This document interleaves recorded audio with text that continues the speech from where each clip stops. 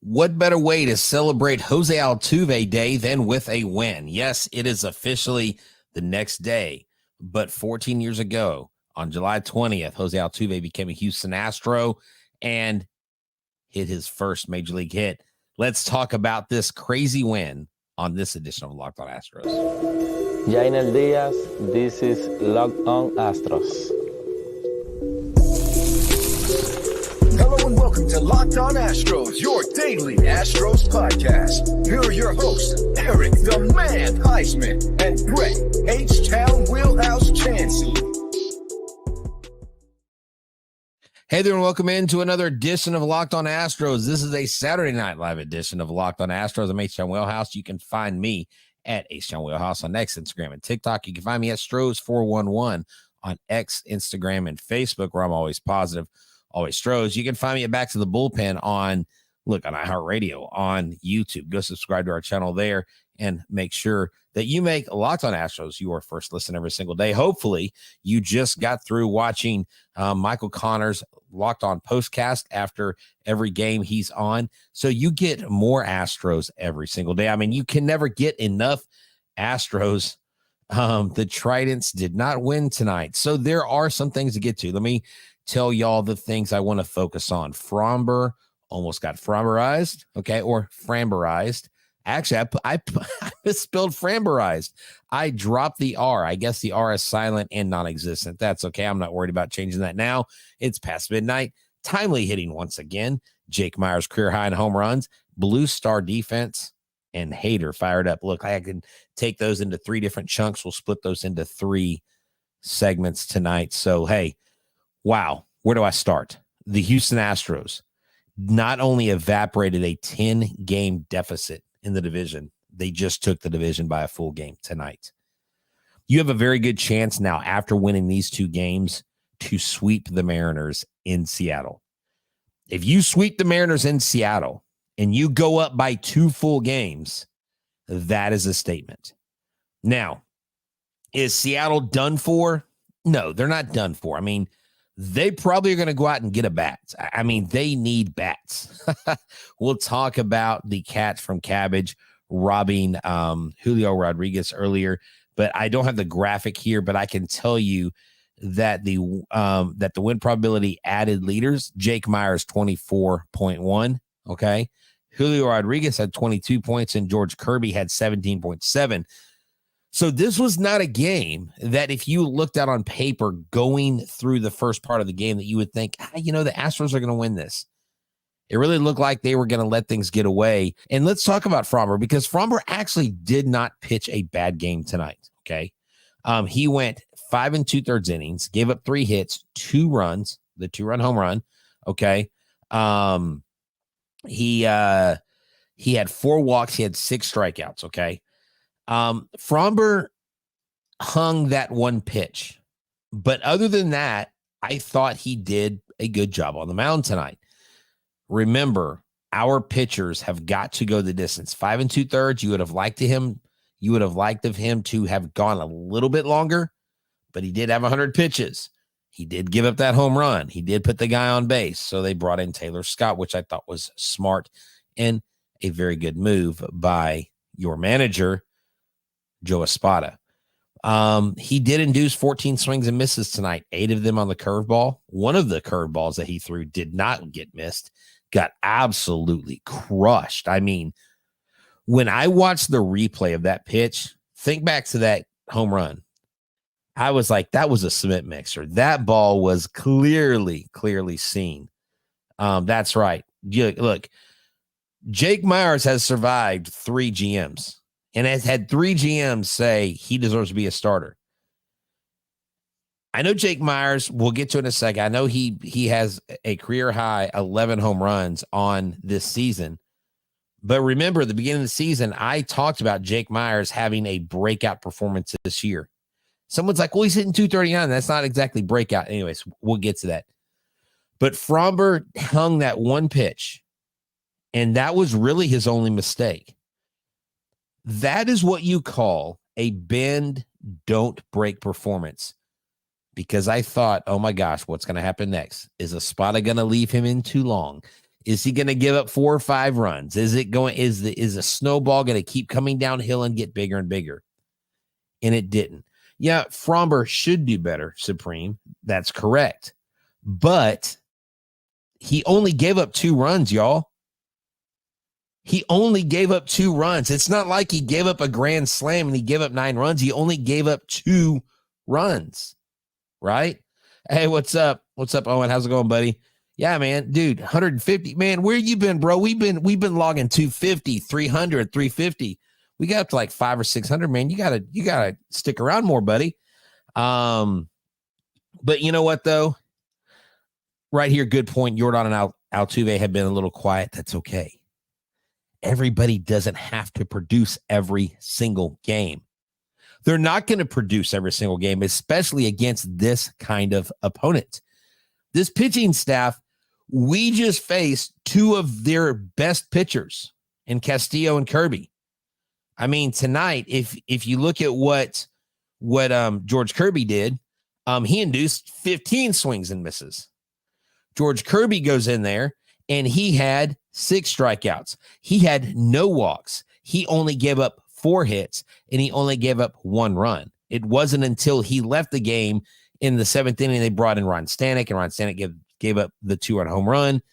They would then later add on insurance runs. You would get the home run from Diaz, and the rest is history. So we just won 2 low-scoring affairs with pitching, timely hitting, and defense. Without Kyle Tucker, without Justin Verlander, without Victor Caratini, who's had some key at-bats, with a backup catcher in Cesar Salazar and Yainer Diaz, with Trey Cabbage and Jake Meyers at the helm. Yainer Diaz hitting a home run after he had gone on that 4 home run streak and he hadn't hit a home run since. Boom, he broke that streak. Hopefully he gets hot again.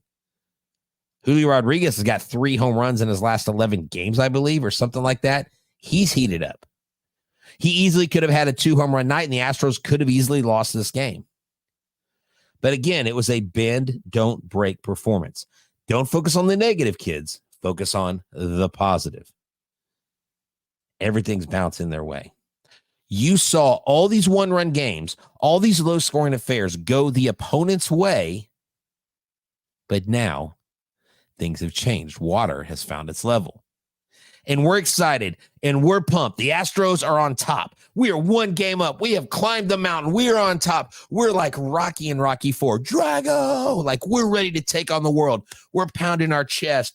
We're saying bring it on. But you know who's not resting on their laurels? The Houston Astros. It's a great win. I agree, Joseph. I'm excited. You're excited. But let me tell you how Huysman once said, always positive, always Stros. Those are some good words, bro. Some good words. I don't know if y'all caught the tie-in, but I'm celebrating Jose Altuve Day with the throwback threads, okay? But the Astros have come a long way, and you as a fan have a right to be excited. It's so funny. We try to keep things so positive here. And yeah, I get ramped up and I go on my rants and I do my thing. And Eric's the more level-headed guy. I'm the more like, let's get pumped up. I mean, you should see me coach 7th grade girls basketball. You think, what, 7th grade girls basketball? Let me tell you something. There's nothing more fun on the planet than coaching 7th grade girls basketball. That is a blast. And I carry this energy with me everywhere, no matter what I'm doing. You know, I cook a good omelet. I'm like, yeah, no, I'm joking. Maybe I've taken it too far. But we have to understand that the Astros clearly understand that even though now they're on top, now they become the hunted. Now they can't rest. They got to put their foot on the gas. And I go back to a quote that I got from Sean Dubin. I actually chronicled it just a second ago on X. And Sean Dubin, remember, I asked him, because most of y'all watched it. If you haven't, go watch it. I said, so Sean, despite playing as well as you guys have, is it safe to say that y'all still haven't played the best, or we still haven't seen the best that's yet to come? And he said, I really think that, to be honest. I'm glad you said that. The caliber of players we have on this team and the talent we have on this team, we still got more things to do. Sean Dubin nailed it. Hey, next segment, we're going to talk about timely hitting. We're going to talk about Jake the Rake Meyers after these words. This episode is brought to you by Booking.com. Go to the app today, Booking.com, or the website and check it out, Booking.yeah. With summer travel heating up, especially travel for baseball games, it's time to explore those U.S. cities you've always secretly wanted to learn more about. Yes, we're talking about your rivals' cities. With hotels, bed and breakfast, vacation rentals, resorts, and so much more on Booking.com, you might just find the perfect stay, even in your rival cities like Seattle, Boston, New York, LA, Chicago. The sky's the limit here. From hotels that overlook stadiums to family-friendly resorts, Booking.com has so many choices across the United States for your summer travel this MLB season. The right stay can make you a fan of any U.S. city, even your rivals. Not their team, but their city. Book today on Booking.com, on the site, or in the Booking.com app. Booking.yeah. What a day today. The Astros win. They go up one game. This is Locked on Astros. I'm Htown Wheelhouse. You can find us on anywhere you get social media and check us out on YouTube. Make sure you subscribe to our YouTube channel. Hey, man, we need to grow more. Like I am not satisfied with where we are. I'm so happy that you're here, and I'm thrilled to death that you are a member of our amazing Locked on Astros Nation. But right now we sit at 11,782 subscribers. I want to get to 12,000. Y'all help us do that. I passed out some stickers tonight. See, do I have them in my pocket? Oh, no, I dropped them off at the front of the door, but I passed out some Locked on stickers tonight. I got some new followers. And hey, not only Locked on Astros, but there's Locked on Astros Postcast, which is Michael Connor. Go check him out. He does a great job. Radio guy, veteran guy here in Houston. He loves the Astros just as much as we do. So you got double the show, double your pleasure, man. I mean, why not? Check us both out. So anyways, and you know what? Go check out the Locked On Mariners podcast. See what they're saying. I bet you they are beside themselves, because the way the Mariners were playing earlier in the season, you were just like, wow, this is a formidable opponent. And their offense has gone absolutely flat. They remind me of the 2005 Houston Astros. Remember that amazing pitching staff we had? In that horrendous offense we had. Now, I don't see the Mariners making it to the World Series like the Astros did, but when they got there, they got exposed, because I think if you play that series 8 more times against the White Sox, there's no way that we get swept out of that World Series. That was brutal. But timely hitting tonight. Jake Meyers, yeah, he's batting .239, but don't be casing on my boy now. 733 OPS, nothing to like turn your nose up at. The guy has hit 11 home runs this season, topping his 2023 total. Get this, in 2023, he played in 112 games. He had 10 home runs. He had 70 hits, 16 doubles, 1 triple. This year, 89 at bats, 34 runs, 65 hits, 5 less, only 2 less total bases, 14 doubles, only 2 less, 1 more triple with 2, and 1 more home run. And he's got more RBI, 42, than he did in all of 2023. Now, this kid is playing more often. He's playing with the fire. We've seen what he can do with the glove. And when he makes contact, when you throw Jake Meyers fastballs, he punishes them. He absolutely punishes the fastball. So, yeah, do not miss the game time. It is an early game tomorrow. Thank you for reminding us. Let's get a little programming note here for tomorrow's game. I don't know if y'all know this, but it's free MLB.TV weekend. I don't know if that means that you can see the Astros even if we're in the area, if they're blacked out still. But I could kill us. I never watch MLB.TV. Sorry, MLB. Y'all got to do a better job marketing. Don't X Iowa out of 9 MLB teams. I digress. 4:10 start tomorrow. The Houston Astros play Seattle. Ronel Blanco versus Mr. Wu. who is 4-1. 3-1. Brian Woo's having an excellent season, 44 innings pitched and 29 strikeouts. But the timely hitting, let's not forget that. Jake Meyers hit a ball 103.3 miles an hour off the bat, 391 feet for a home run. And then, get this, the Yainer Diaz home run, 106.5 off the bat. It wasn't even one of the top 5 longest balls hit tonight, and it went out. It bounced off the back of the fence. Do y'all remember the Jose Canseco home run when he played for the Rangers, where he's running back for the ball in left field? He puts his glove up and he like misplays the ball, and the ball bounces off his hat and over the fence. That's what that ball bouncing all over the fence, like hitting the fence and over. That's what that reminded me of. That was great. So Jake Meyers comes in, gets a home run. Diaz comes in and gets the insurance run. Okay, thank you. It's still blacked out. Okay, hold on. Can I go on a little wheelhouse rant here? How is Major League Baseball going to make MLB TV a free weekend and promote their app if the home team cannot watch, the home crowd cannot watch the home team? What? That doesn't make any sense. That's like going to Burger King and there not being any burgers. That's like going to Dairy Queen and saying, oh, we're out of ice cream. That makes no sense. You know, I don't know if you saw the advertisement. I'm gonna chase a rabbit here. You saw the advertisement of the Korean and the Japanese. I believe, I think they're both Japanese players.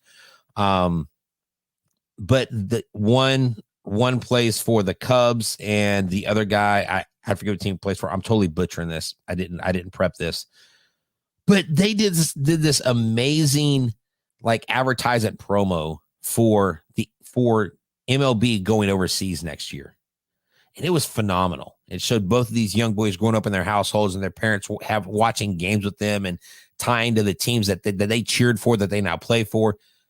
And Major League Baseball has come a long way in marketing, but they cannot market their self worth a flip when it comes to MLB.TV. It's infuriating. Hey, we'll give you access to it. They're like, we'll even make it half price halfway through the season. Well, no, duh. Oh, but you can't watch your own games. I don't know if y'all notice this. Has anybody, and I've got one more thing because I've got plenty to talk about in the third segment. I used to be able to go to my iHeartRadio app and listen to the Astros. They cut that crap off. I can't listen to Sports Talk 790 because if I listen to Sports Talk 790 on my app, which I do, it's a lot clearer because it's not an FM station. They shut that down.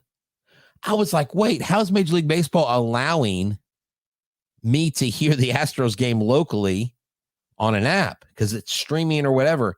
And they cut that off. So whatever, man. Here you go. Brett, I paid $39.95 to watch the game because they advertise you can watch your favorite team. Wow. Well, Jesse, have you been able to watch your favorite team? That's my question. Christopher Solis says, I moved to Colorado so I could watch the Astros on the MLB app. You moved to watch the Astros? That's dedication. Hey, you know what? I believe in December, we'll be taking a little Christmas family trip up there. I'm going to take my son skiing for the first time. I think it was a snowboard or something. I haven't been skiing in years. Whew, pray for me and my knees. I haven't skied in a long time, but this old dude's going to get up there and we're going to tear up the slopes. Yeah. Okay. Yeah. You can listen on the MLB app, but you still have to pay the $3.99 a month to listen. That's why I stream, y'all. Reach out to me on social media. I'll tell you where I stream. All right. We will talk about the Blue Star defense and Hader getting fired up. I freaking love it when Hader is emotional on the mound. It makes me feel good about my emotions with the show. We'll talk about it after these words. This episode is brought to you by SupplyHouse. Go to SupplyHouse.com for all your plumbing, HVAC, and electrical product needs. For skilled tradesmen all over the place, you can get a website that's easy to use and reliable, packed with helpful resources and the latest product info to help you get the job done right. So shop a complete inventory of over 200,000 parts with over 400 top brands, and get your order delivered right to your door with fast shipping from coast to coast. Need help with an order? Get expert support and industry-leading service from the friendliest folks in the business, and talk to a real person every time. Pros in the skilled trades can get a competitive edge by joining SupplyHouse.com's free Trade Master program. Every Trade Master gets access to a dedicated phone line, free shipping, and discounts on every order. Join the thousands of trade pros already benefiting from the free membership at SupplyHouse.com/T-M and order your plumbing, HVAC, electrical supplies from anywhere with just a few clicks at. What is up, everybody? MLB blocked me out. What the heck, man? That was brutal. Operation Cloud Strike. I don't know what happened. I lost you guys, and you know what? Y'all are still here. Y'all are awesome. Did y'all get to see that whole commercial? If you did, that's great. Look, we're back at it. I do not know what just happened. My internet just went blank. I'm getting weird, random low bars on my internet. I have no. Thank you, Xfinity. You officially suck tonight. Okay, my bad. Yes, I'm alive. I was yelling at my son. What happened to the internet? I mean, it's like those TV commercials. Good Lord. God forbid if an EMP ever strikes, right? I'm alive. Okay, let's get back to this Blue Star defense. It's okay. Potato Wi-Fi. Thanks, Mr. Rashad. Thanks. I pay a pretty penny for this potato Wi-Fi. Okay, don't remind me. So defense tonight. Trey Cabbage. This is the Trey Cabbage apology session. If you want to have anything to say to Trey Cabbage that you said that was mean, now it's time to make it up. Trey Cabbage just went no-fly zone on Julio Rodriguez. You know, Julio Rodriguez does that all the time. And you know what I loved about that is Julio was a good sport, and he pointed at Trey Cabbage, and it was like game recognized game. Julio was like, that dude's got me. Like, that was phenomenal. Trey Cabbage was fire. You had key moments. You had the pickoff. You holding the glove on the runner. I mean, that was a key moment. That's something that not a lot of people are going to talk about. Okay. It is when that pitcher throws the ball over to the first baseman. It really is dependent on who is going to hold that glove on that person, that pickoff that was huge. Okay. So that was great. The pickoff was great. You just had some web gems, and you had Joey Loperfido. Joey Loperfido, it had a 70% catch probability, but it looked like a 0% catch probability. That was great. So you had Fromber, bend, don't break performance. That one home run could have led to many other runs we've seen Fromber unravel. It wasn't the sixth inning. It was late. And, you know, we scored our runs not early. We scored them. Well, yeah, we scored them in the seventh and eighth inning. Typically, you want to get 3 or 4 runs before you get to inning 7, because the Mariners bullpen this year has been great. Now, I will say this about Stanek. I don't know if y'all know this, but Stanek had been dealing with back spasms prior to the All-Star break.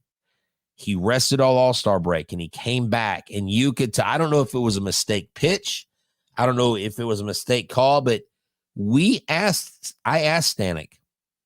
It wasn't on his show. I asked him on the side, like, who's to blame? Like, when a pitcher gives up a home run, he said more times than not, it's execution by the pitcher. He said, rarely is it the catcher calling the wrong pitch. That does happen, but he said it's up to me as a pitcher to execute. Man, he gave up an absolute ride to that ball by Diaz. That was the insurance run. But the Blue Star defense, folks, I mean, it reminded me of Milo Hamilton saying that was a Blue Star catch by Jeffrey Robert Bagwell, or Lance Berkman goes up Towels Hill and makes an amazing grab. I mean, I remember those plays. I remember those calls. I remember that because I'm wearing that brick red remember, because Jose Altuve, this is the anniversary. Well, the 20th was every July 20th. We remember the greatness that is Jose Altuve coming to this club. I mean, think about Jose Altuve. I'll get to hater in a second. $15,000 he was signed for from a small town in Venezuela, Maracay. When he was looked at the first day, they're like, okay, you can leave. You're too young. You're not supposed to be here. We're looking at your brother. And then he came back and they were like, his glove's marginal. He needs some work. He can hit the ball, but he had some negative grades and he hits the minor leagues, skyrockets through the minor leagues. I don't know if I've ever told you this, and I will never forgive myself for doing this. Jose Altuve, I think it was right after they signed him, and I don't know that he had even really played any minor league baseball yet. But he came, he was there at Minute Maid Park. I look over, and it's right by the Insperity Club, and there was a little table, and I thought it was a kid. I'm not lying. I thought it was a kid sitting at the table. His legs were dangling, and I'm not making short jokes because I'm short myself, okay? And his legs were dangling. I was like, who is that? They're like, oh, that's the newest Houston Astro, Jose Altuve. It's like, oh, okay, cool. Or that's one of the up and coming prospects, Jose Altuve. I think he was at Corpus at the time. I didn't know much about him. And I was like, oh, okay. And they're like, we should get his autograph. I'm like, no, man, we have to do this or that. What? Why did I turn that down? Everyone's like, oh, I knew who he was back then. And not everybody knew who he was. And he's gone literally from an unknown to one of the best second basemen of all time. But how about Josh Hader tonight? How about Josh Hader? Who's gone? David, can we please be positive, sir? We are in first place now. There's nothing to be negative about. Now you stop, sir. I'm going to put you in timeout if you don't stop being negative, dude. I swear. Lord have mercy, man. Jeez Louise, you would win the lottery, David, and be pissed that it was $1 million and not 10 million. Come on, bro. Get over yourself. Jeez, it's so frustrating, man. Josh Hader tonight showed the emotion. The pitch time violation. There's no communication going on with that umpire behind the plate. The umpire behind the plate was not consistent tonight. But I absolutely love when Josh Hader, they came together. It's like, hey, give me the ball. I want to get back out on the mound. And I just want to pitch, and I just want to play. I don't care what happened. Let's go. Okay? And he went out there, and he was throwing gas, bro. He was freaking throwing fire off the mound. He was pissed. And then when he got that third strike, Diaz was beating his glove, and I was like, they were like, yeah. It was almost like Diaz, because I've met the man, talked to him, great kid, humble kid, competitor. But he wanted to turn out the umpire and say, man, listen, bro, you can't fade us, man. Like it was phenomenal. I loved it. And we've got Seattle Mariners fans that are visiting our channel right now. And I will say this about Mariners fans. I will give them their flowers. When they come to this show, for the most part, they are respectful. For the most part, they are very like they are realists. Like they're like, bro, we suck right now. Like our offense is terrible. There's no way you guys are going to keep getting one over on us. Boom. He goes in. And I've actually interacted with a few Mariners fans. And I appreciate the fact if you're a Mariners fan and you're listening back to this, I appreciate you, because when y'all come, y'all bring real talk. Now, everybody's got crazies and wing nuts. I mean, the Astros have plenty of fans that are cuckoo for Cocoa Puffs. Okay. But they're recognizing, and the fight's not over though, boys and girls. We're in the trenches. We're in the dog days. This is where you turn boys into men. We have a clubhouse full of men. And I don't care if Jordan's struggling. I don't care if Altuve is struggling offensively. We've got a team to back them up. You don't win with one player. You don't win with two players, right? Oh, and guys, can we get Severino over here? Can we sign Severino? Did you see Severino? Severino talked about how the Yankees, he's in a group chat with his old Yankee teammates, and they're talking crap about him. And he's like, what are you talking about? Y'all only have two good hitters. I'm like, bring Severino to the Astros, please. I want Severino. I want Vlad Guerrero Jr. Let's just go for it. Let's go for it all. Let's get greedy. And let's go out there and win it. Hey, guys, it's been a great show. Thank y'all for tuning in. Thank y'all for staying up late with me. Y'all are awesome. And look, David, even though I was getting on to you, we appreciate you being on the show. You know that I got you nothing but love, but sometimes you got to talk straight to people, you know? And hey, it was a great day today. Celebrated my grandson's 2nd birthday. Went and hung out with my son, went and saw Twisters, great movie. Then went to Walk-Ons, had some great dinner. It's been a great day. You have so many reasons to be thankful. We have so many reasons to be thankful. Before you go to bed, say your prayers, eat your vitamins, and make sure that you listen to Locked On Astros. And remember, we are your team every single day. I'm out. It's all love. Go Stros.